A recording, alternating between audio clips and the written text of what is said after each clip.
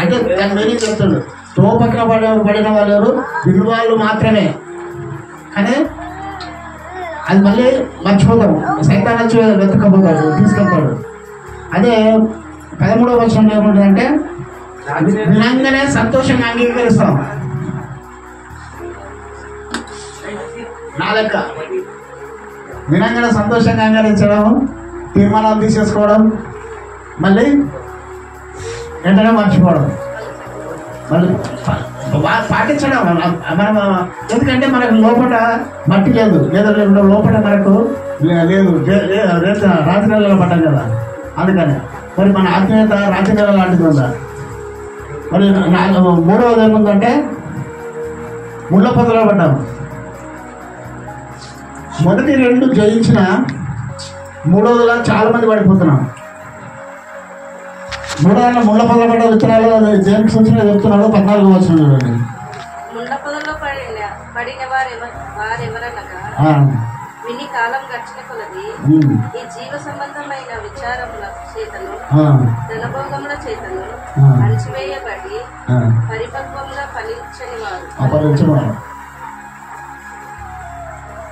చాలా మటుకు మన ఆత్మీయ లోపల ఈ 3వ స్టేజ్లో పడిపోతున్నాం. సరే, విత్తనాలు తో పక్కన పడి విత్తనాలు జయించినాము, అది ఓకే. రాత్రి నెల పడి జయించాము అంటే కొంచెం ఆత్మీయతగా జయిస్తున్నాము, పర్వాలేదు. ఈ 3వ విషయానికి వస్తే అందరం పడిపోతున్నాం. లోక సంబంధమైన భోజనాలు. ఇప్పుడు సండే ఆరాధన వచ్చిందనుకో, ఆ రోజే ఏదైనా మంచి లేకుంటే పని వచ్చింది, లేకుంటే ఆ రోజే మనకు లాభం ఎక్కువ వస్తుంది, లేదా ఏదో అని అంటే ఆ పర్వాలేదు, సండే పోకుండా ఏంటి అని లోక సంబంధమైన ఆశల కోసము దేవుడిని వదులుకుంటున్నాం. ఈ 3 స్టేజ్లు మించితే మరి 4వ స్టేజ్కి మనం అంత మంచి నిలబడించాడు.